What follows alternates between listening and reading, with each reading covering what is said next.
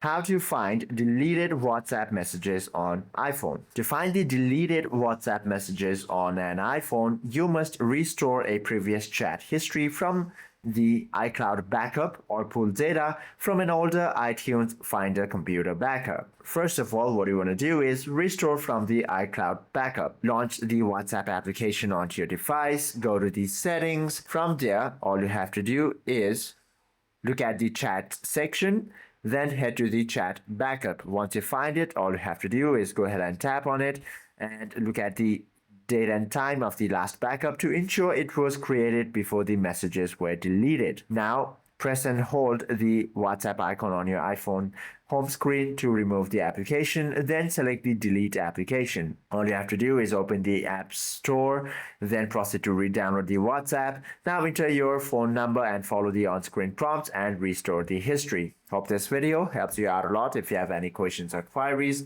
do comment down below.